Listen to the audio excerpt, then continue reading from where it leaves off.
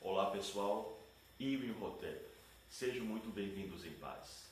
Este é o canal da SEQET, a Sociedade Quemética de Estudos. No vídeo anterior nós falamos sobre como se deu o processo desse movimento grande que se chama quemetismo, iniciado lá nos anos 70 e 80. Por falar nisso, nós postamos nas nossas redes sociais uma pequena matéria em homenagem a uma pessoa admirável e que com certeza nos trouxe uma perspectiva de vida, voltada ao que chamaremos hoje de quemetismo. É isso mesmo, a Dorothy Eade, mais conhecida como Om Seti, pode se considerar como a precursora do quemetismo, esse movimento de reconstrução e reavivamento da antiga tradição egípcia. Mas tá, sobre ela nós podemos futuramente fazer um vídeo especial, abordando a sua história, ok? O tema de hoje é sobre quemetismo, voltando a abordar o que deixamos no vídeo anterior. Então, você sabe o que é quemetismo? Já ouviu falar em quemetismo? No vídeo de hoje, vamos falar um pouco sobre esse conceito, essa terminologia, a sua história e também como veio parar aqui nos nossos estudos.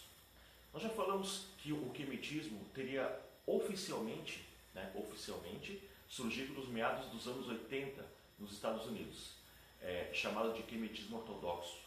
Também falamos do conceito de reconstrucionismo, dos seus objetivos, principalmente do problema que ele pode causar quando a gente não trabalha com o aspecto histórico, ou seja, quando as pessoas só se interessam em saber como fazer ritualísticas mais preocupadas apenas com os aspectos superficiais das práticas e se esquecem que toda a tradição milenar, como no caso aqui, Kemet, a filosofia, ou melhor, a cosmovisão, é a principal fonte de conexão entre a vida, o universo e entre nós, hoje aqui presentes.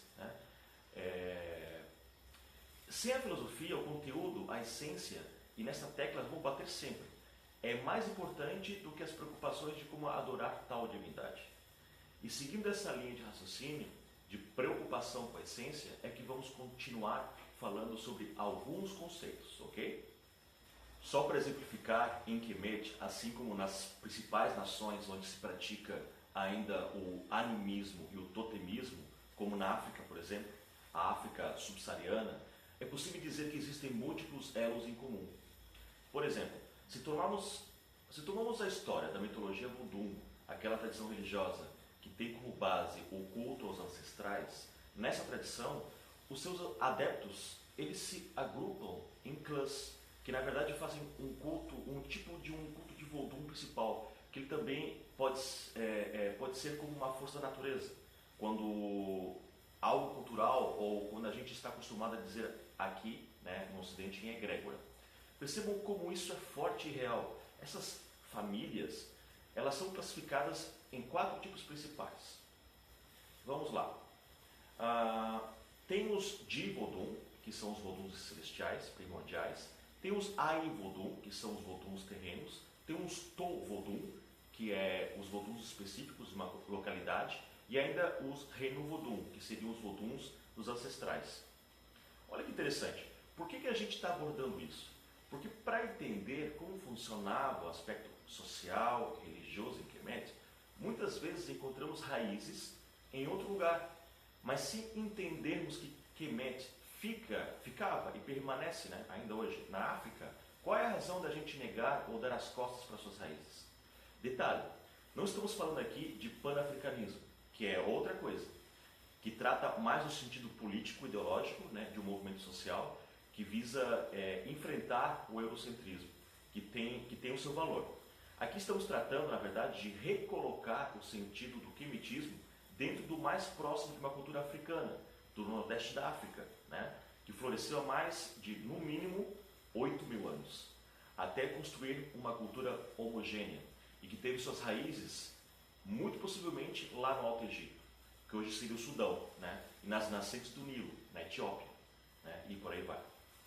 Então, voltando da mesma forma, falando dos cultos ancestrais da África Negra, as cidades que eram consideradas sagradas no culto aos orixás, por exemplo, elas eram representadas como um vínculo entre o céu e a terra, que era por onde os clãs faziam relação com uma divindade, ou o conjunto delas, e assim faziam relação com o seu culto.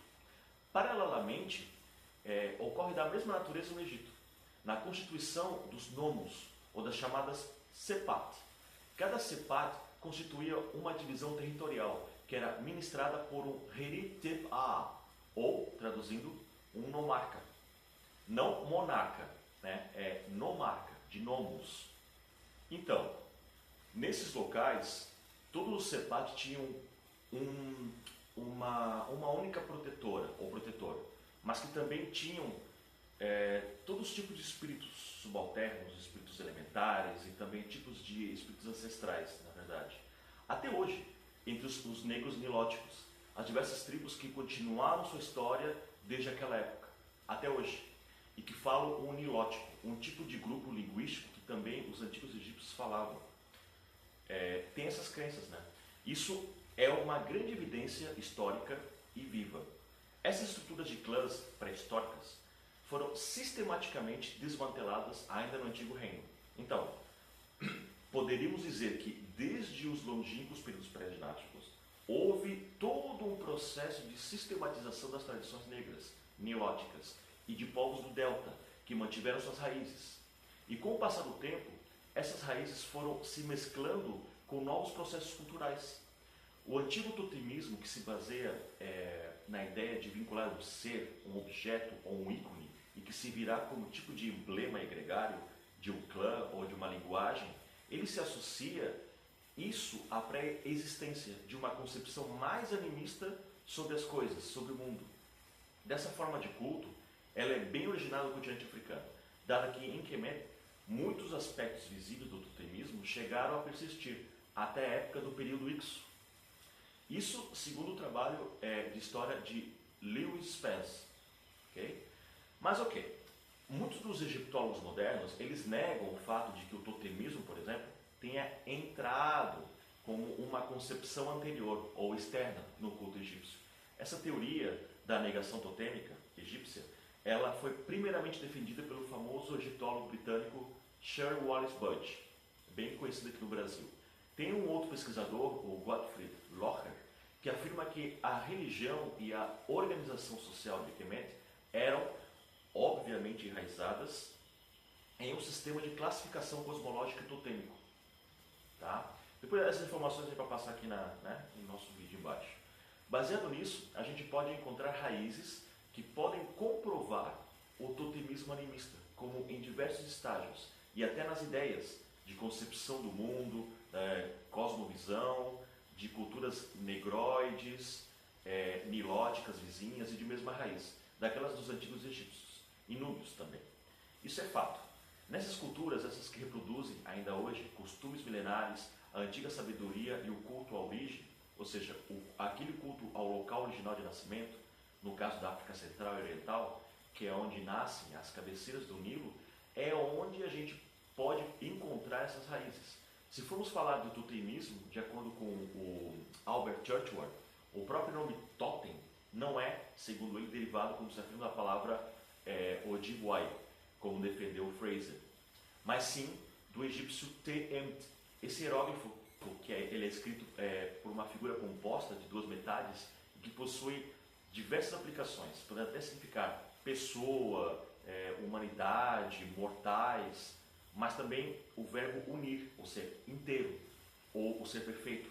Para Churchward, foi exatamente esse culto ao emblema clânico das tribos nilóticas que primeiro chegaram a representar esses poderes da natureza, por meio das formas que podem ser chamadas zootípicas. Né? Outro exemplo vivo de totemismo, por exemplo, nilótico, que a gente pode falar, é o caso do povo Dinka, que é formado por diversas etnias que habitam as margens leste e oeste do Nilo, mais precisamente nas províncias do sul do Sudão. Os Dinka, eles contam com aproximadamente umas 4 milhões de pessoas, que é uma das maiores tribos do sul do Sudão. Os Dinka, como grupo agropastoril do Vale do Nilo e também dos grandes lagos africanos, esses que ainda falam línguas nilóticas, como os Nuer, os Luo, por exemplo, esse totemismo clânico se reflete na adoração, por exemplo, de forças vivas da natureza e do seu mundo ao redor. E nesse caso, dos lugares sagrados e das zonas de poder, hoje, por exemplo, uma tribo Dinka, ela é dividida em vários clãs totêmicos e as histórias no curso das gerações foram sendo construídas em torno da ideia de um ancestral fundador de cada clã, que geralmente contém referências a algum objeto animado ou inanimado. Cada clã ele possui um ou dois totens ou mais, sendo que eles podem ser de animais, às vezes plantas, às vezes raramente um objeto natural ou outro fenômeno mais abstrato. Esses totens Dinka, eles são conhecidos como Kua, que no egípcio antigo pode se aproximar ao Kau, ou seja, um grupo de espíritos, né? Na verdade, existem muitos outros povos anilóticos que são originários do Vale do Nilo e que também falam as mesmas línguas e que constituem as famílias nilo-saarianas, que são faladas no sul do Sudão, em Uganda, no Quênia e no norte da Tanzânia.